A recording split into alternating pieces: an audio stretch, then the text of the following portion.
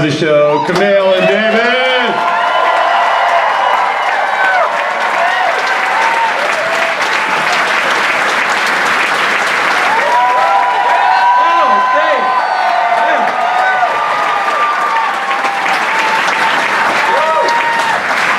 Thank you, everybody, for watching the movie.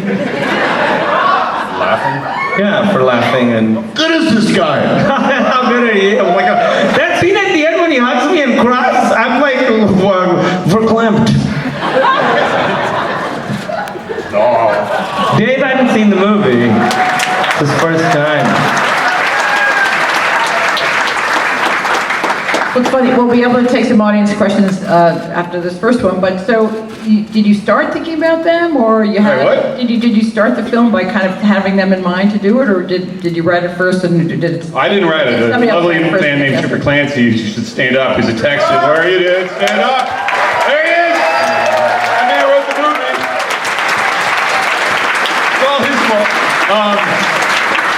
No, I mean, casting process, I got hired, and then I met Dave first, and then I saw the big stick, and I knew about Kumail, and I was like, those guys would be great together, and then we were lucky enough to get them in the room for a chem read, and it was like, they sat down in front of the camera, and I'm like, that's the movie.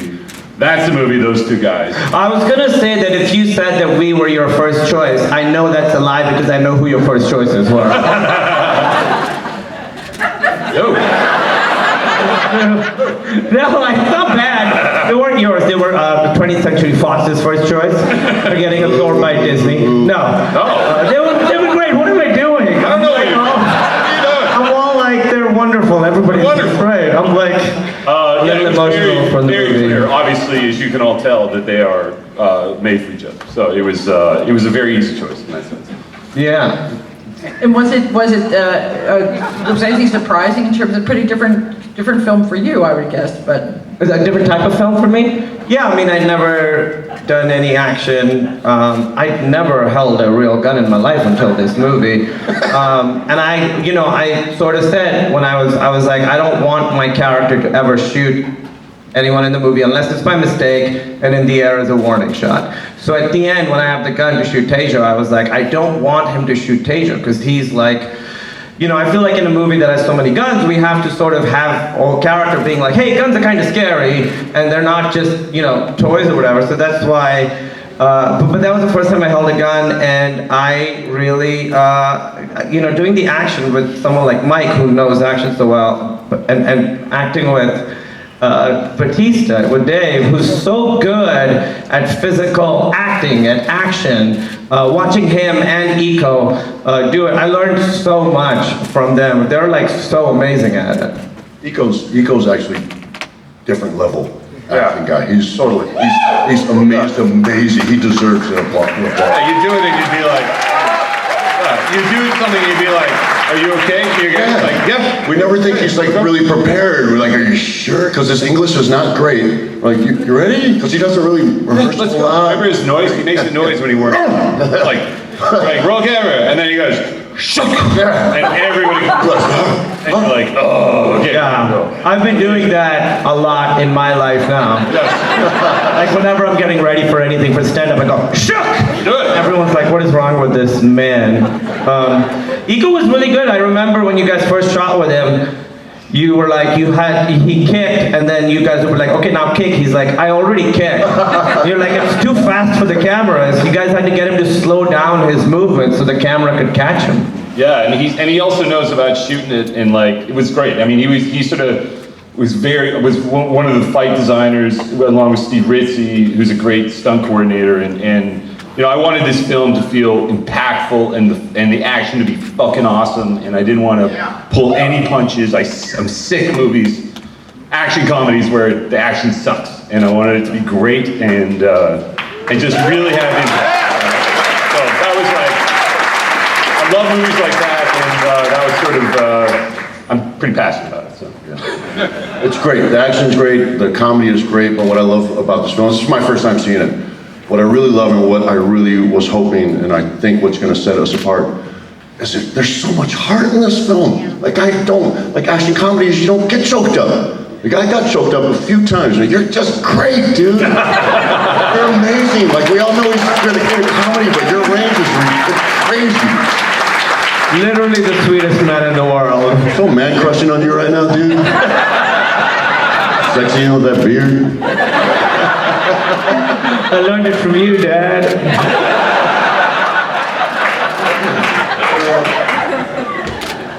Oh, if people have questions, you can come to these microphones. Yes. Go ahead. Good job on the movie, y'all. It was a pleasure to watch. Thank you. I really enjoyed the themes of courage and development. For you, sir, could you talk about what happened with the female cop, the mole? Like, what was her ending? I appreciated the daughter's intuition that something was wrong and that she sort of let her father know about that, but I don't know if she got justice or was killed. She got justice. She's in jail. She did not die, and we're going to do a whole sequel that, no, I don't know. Yeah, she's amazing. It was absolutely amazing, by the way. Yeah. I wish you was. She's amazing. Thanks. Yeah. Hi. So this being a work in progress film, what are some of the ways that you are going to go about breaking this down and molding it into what we'll see in theaters when it comes out? Well, if everybody, you know, everybody would definitely recommend, could they raise their hand? No, I'm just kidding. How are we going to go from here? Yeah. Yeah, I mean, I think we're pretty close. I'm going to spend probably another 10 days in the edit suite and keep fine-tuning it a little bit. But we're really close, so we're almost there. Yeah. Thank you. It's interesting. I don't know if you can answer. Were there surprises as you were sitting in the audience watching, or was it as you expected? Yeah, there were some surprises for sure. I think, yeah, I learned a lot in this screening for sure. I'm not going to share what those surprises were, but yeah, for sure. Yeah. Go ahead. Hi, just real quick before I ask my question, I just wanted to say, Mr. Bautista, Mr. Nanjiani, I'm a huge fan of both of y'all, and I was so happy watching this movie because you both delivered performances that were surprisingly honest and just pitch perfect for this movie. Oh, thank you. It's been great working with Dave because usually we are competing for the same parts a lot. It was good to not have to compete and finally be on screen together, you know? They're always like Kumail Nanjiani / Dave Bautista type, and I'm like, I got it. So it's good to finally work with them. And I learned a lot on this film. I second guess myself when it comes to comedic acting. It may sound odd because I'm a big meathead, but I think my strength is in dramatic acting. So I still struggle with comedy, and I learned a lot on this film from Michael and from Kumail. So it really, I mean, Don't lean on the screen with what's your question, sir? Thank you. anyway, I'm sorry. So what I was going to say is that it's hard for me to take credit for my performance. I was there. I was learning. I learned a lot on this film. Thank you. Wow, awesome.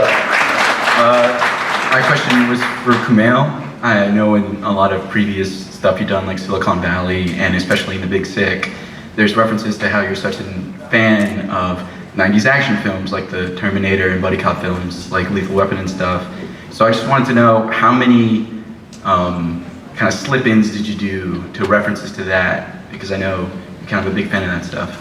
Well, I am, but honestly, he has an encyclopedic knowledge of those films. Like, I never worked in a film like this, and Mike was so prepared. You know these films really. Like, if I'm gonna be honest, the genre that he knows as much about action movies as I know about romantic comedies, and that's completely the truth. Like, romantic comedies, I know all of them.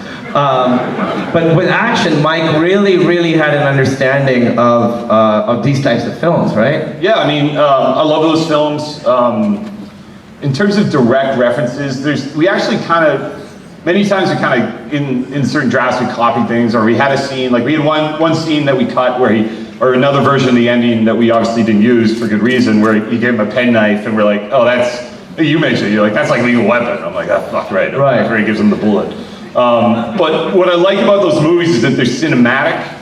They're really grounded and like realistic, but they're also beautiful, and there's a ton of color in the frame, and they kind of fire on all cylinders. And I just wanted to make a film that could do that, because I think a lot of films lose sight of that. They feel like they have to be one thing and they can't be the other, and I think you can do all of it at once. I know I'm just a fan, but I think you really did accomplish that. Oh, thank you. Thank you. Cheers, thank you. Yeah, what was interesting to me about this when I read the script was the idea that, you know, we're sort of in an age where we're really talking about what being a guy means, and I feel like traditionally the only emotion that that it's okay for men to express has been anger.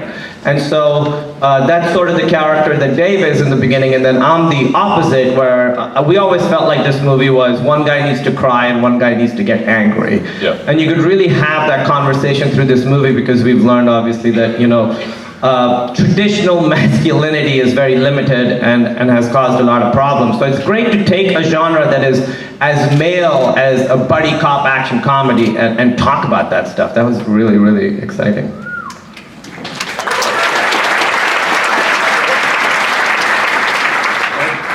Yeah, you, go ahead. Yes, sir. You're at the front of the line. Yeah. I'm terrified standing up here. You know, Dave's gonna pull a chair out of his ass in a second. So. He doesn't need a chair to beat anyone up. Where else do you pull a chair out of? Sorry, go ahead. So, this is a great film. You guys don't really have to worry about this at all. But in general, how do you guys like deal with like worrying about a film not having a good turnout and like possibly being a flop? I'm like, no, you guys are great. I mean, how do you worry about asking the question, you know? When you stand up at a line, you're like, when I stand up at a line, I'm like, what kind of question am I gonna ask? Is it gonna be? I don't worry about it. I try to make the best film. I try to make films that I love, and I like comedies because there's an immediate reaction to it. So I think you guys liked it, so I don't think it's gonna be a flop. I worry about it. I worry about it, and I've been in this spot before. We were actually in this spot with Guardians, because a lot of people were predicting that it would be the first Marvel film that would flop. You know, just a lot of people weren't familiar with the Guardians of the Galaxy. So Marvel took, you know, they took a lot of precautions. They really marketed it before it came out. But there are some things that are just, they're out of our hands, and you never really know until that opening weekend. You're just kind of hoping and praying. But I mean, all kinds of things can happen. It's a fair question. It is, but I do worry about it, because I want people to show up, especially when I'm proud of something like this. I want people to show up, because a lot of people, they look at Rotten Tomatoes. They look at the box office draw. If it's not, you know, if people aren't out giving it ratings, if they're not spending money to go see it, people automatically assume that it's not good. This is great. This is great. I want people to see it. I worry about it too, but you know, I'd be fine if it made like half the money that the Guardians movies made. I'd be happy with that. Now, I don't know if a lot of people recognized Karen, my partner in the beginning. Yeah. Karen did it. There's also Nebula. So this was like really special for us to work together outside of Marvel. He's awesome. Awesome. Thank you. So speaking of anger and chairs, what went into the scene when you guys were fighting each other in the sporting goods store, and did you ever hurt each other on set?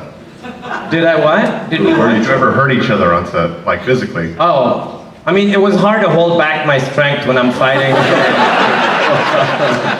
You know, I don't know my own strength sometimes. They'll be like, hey, go easy, we're doing a movie. Like, dude, man up.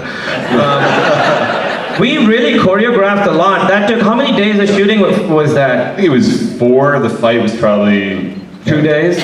Yeah, 2.5 days of fighting. Nice. And just, I mean, how we do the fighting is I don't try to overcover it. I just try to do it once and do it great and piece it all together and just think it through a little bit, and you know, so that we can do something of that scale and not get bogged down in overcoverage, and just make it really visceral and fun and pre-plan it out, and sort of like, what would you, like, I've had that fantasy of like in a store just wanting to beat the shit out of it, like using the equipment, like let's figure that out. What would that I love that scene because it's sort of the way that his character solves problems is through violence, and the way my character solves it is through talking. So in that scene, we're kind of doing both. We're taking each other's approaches. So we're having this really knockdown, drag-out fight, but then when he calls me a little girl, I'm like, you should be proud to be a woman. They're very strong. The future is female, you know? So we're having like a verbal argument as we're also having the physical fight. So that's what I really was excited about that scene, because it's, You don't see scenes like that where like people are arguing and really beating each other up. That was also one of the scenes I was asked what I was drawn to, about the script, what I was attracted to, and that was one of those scenes I was reading and I was laughing out loud. It's just so funny. Yeah, that was a tough scene, but it was really fun to do. I had a great time doing it. My favorite part was when I get the tricycle and I hit him over the head with it. We used a mannequin, and I don't know why, but it felt really good to just like hit a mannequin with a tricycle. My favorite part is by far the never-ending story. But what we love about that is that I say this long, very specific, nerdy thing, and it was like, do you remember? And he's like, yeah. That's what I love. He remembers it. He's like, yeah, I know what you're talking about. The gates, yeah. Oracle gates. Hi. So what's the relationship with Uber? Are they sponsoring content? I mean, it looks like product placement. Are they giving you marketing budget? Not really. We had to get permission to do it, right? There's no mention of Lyft. I mean, Well, Lyft is not a great Not a good movie, but- title for a movie. Staxi. Staxi, yeah. We called it Staxi for a little while. Ride share, that's not gonna work. Yeah, I mean, it's one of those things, you know, where we're not like promoting it, but it's like such a part of the world. And if you're making, I hate in movies when they're like, let's go to a fast food restaurant. Like, you could say McDonald's, they're everywhere. That doesn't mean you're promoting it or anything. That's just part of the world, you know? Like, these are references. They're not sponsoring it. there's no product placement deal. No, not at all. Zero. All right. Yeah. I get the sense she works at Lyft. Go ahead. Hi, so I really enjoyed the movie. I think this movie had a lot of heart to it. I think that's a testament to your guys' work and everyone involved in it. I'm kind of curious, what was y'all's favorite moment while shooting this film? Like any... I'll say for me doing that, can I, oh, I'm not gonna tell the story. The story's for me. But that scene in the hospital when Dave like hugs me and I was gonna say the same thing. Yeah. I remember, so we did the first take, and then I saw Mike come up to Dave and was like, hey, you know, if you need tears or anything, we can do it. And Dave was like, I'm fine. And so I hug him, and he's a big guy, mountain, and as I'm hugging him, I could feel him shaking. And I'm like, what is that? Wow. The yell cut, pulls back, tears in his eyes.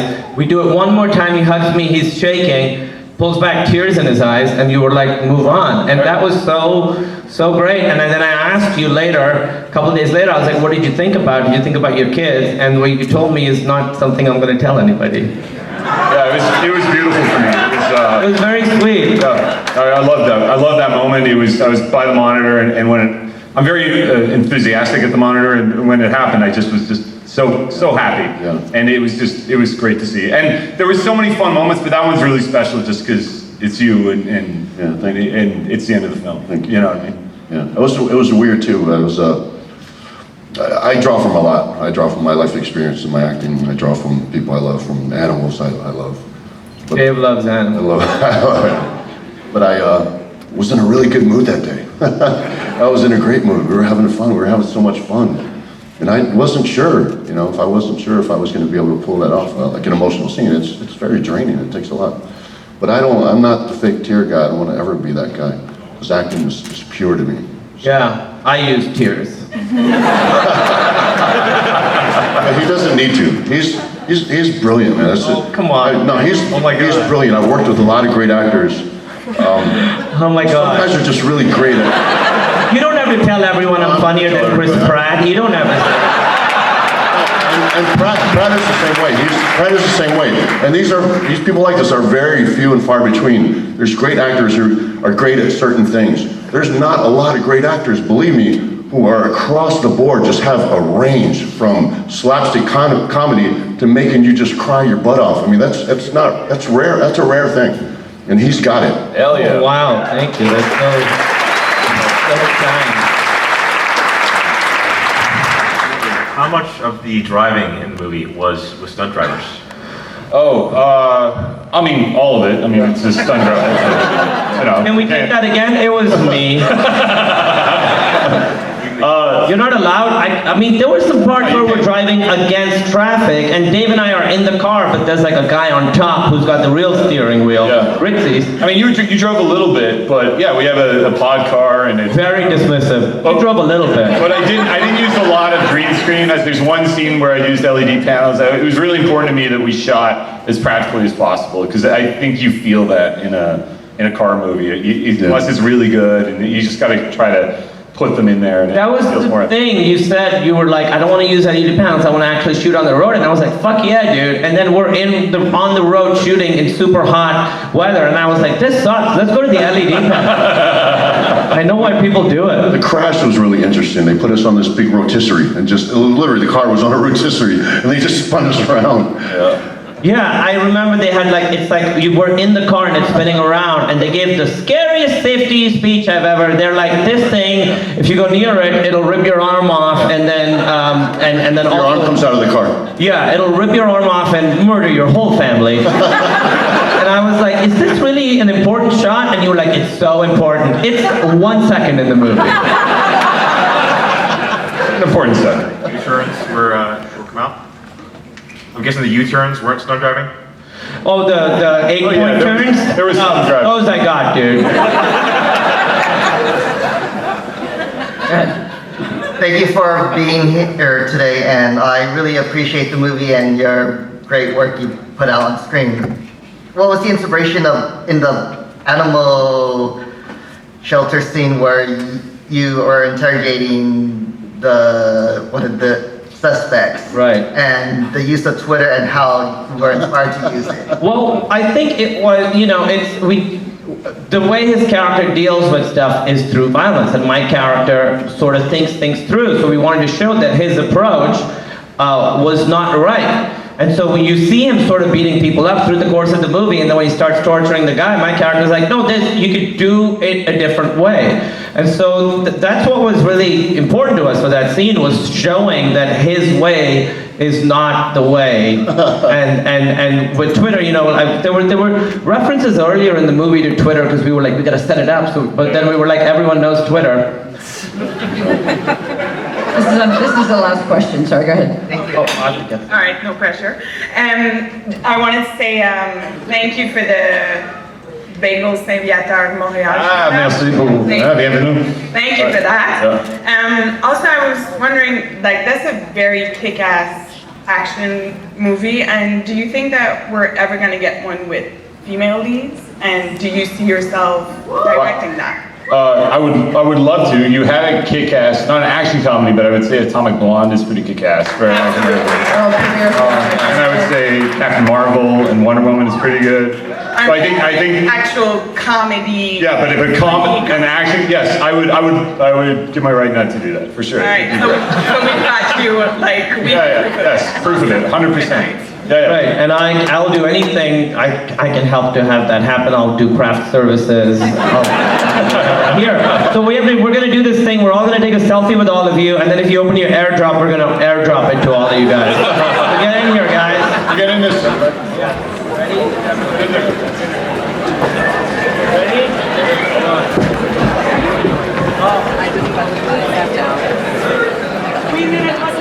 He's in, everybody.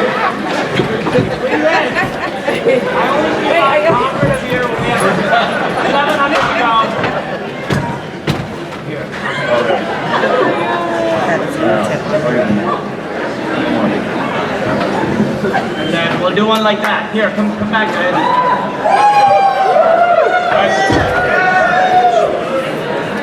Perfect. All right, Thank you, everybody.